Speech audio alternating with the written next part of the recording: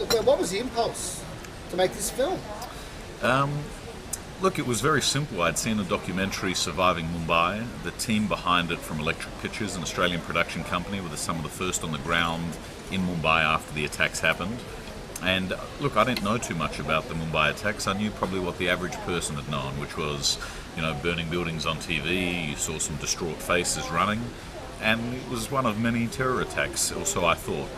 And then I watched Surviving Mumbai, and, whilst whilst the documentary, it's extremely well researched, it was nominated for an Emmy Award, it had many good things going for it. It was relatively conventional in its approach, but where it really excelled is that, it opened up what I thought was, one of many terror attacks, and instead, you got a really human look at what the survivors, had lived through the experience, had faced.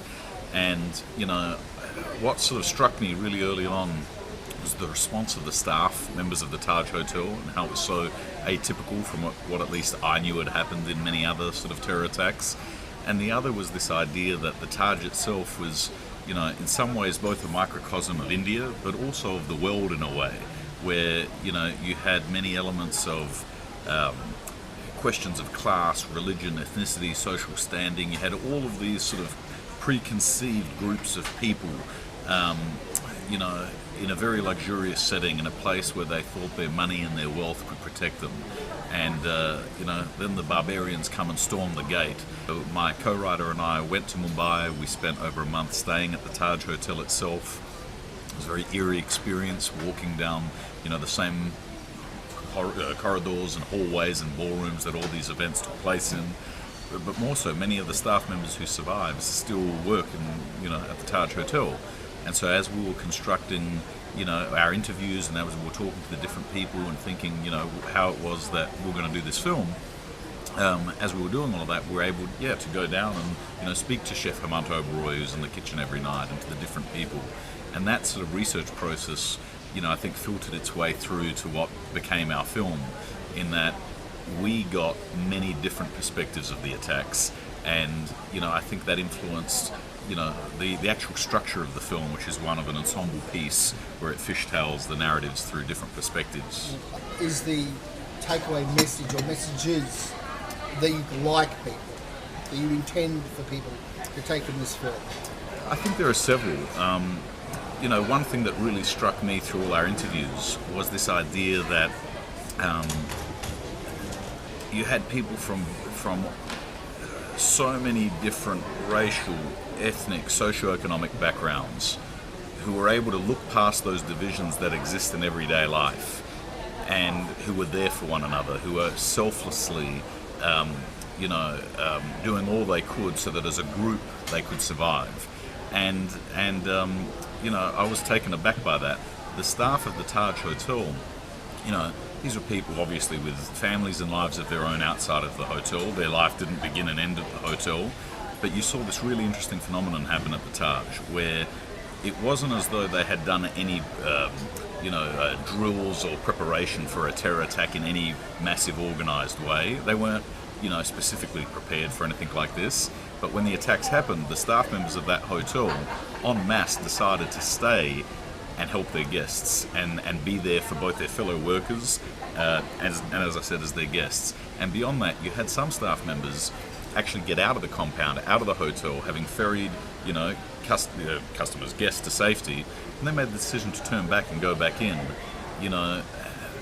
That decision to do that is something we wanted to explore in this film. Terrorists certainly are not really given much sympathy in this film, nor do they deserve it.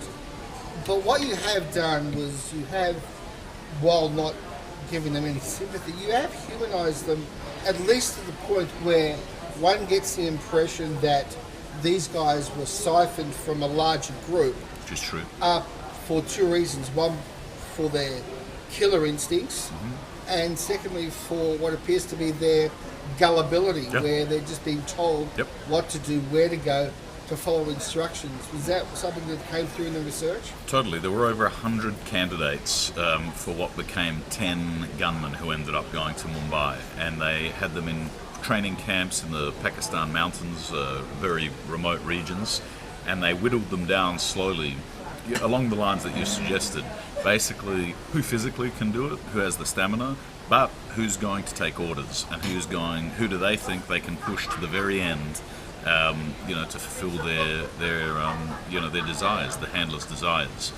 And it's I like the fact that you brought the word humanize up, because we've copped a bit of flack for that in some cases, that we humanize them. They're humans, and humans are committing these attacks, and so if we want to get to the, as a society, as people, as law-abiding citizens, if we want to get to the cause of what causes these terror attacks to happen, you have to understand, the psychology behind it. You have to understand what drives people to do these kinds of things. Humanizing to me doesn't mean sympathizing. It doesn't mean making excuses for it. It means understanding why these attacks occurred. For me, it's, what they did was evil. And evil is you can define a lot of things as evil. Maybe, the gunmen were or were not, but they definitely committed evil acts. The film is the film is criticizing, obviously. It's a major indictment on what they did. But more so, it was the voice in their ear, it was the ideology that drove them that, we're trying to attack in this film. Because you know what?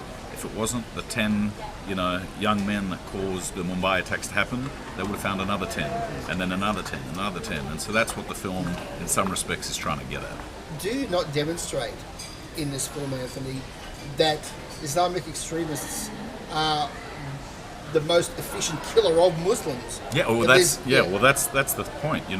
Extremists, everywhere are. It doesn't matter what ideology, what religion you are.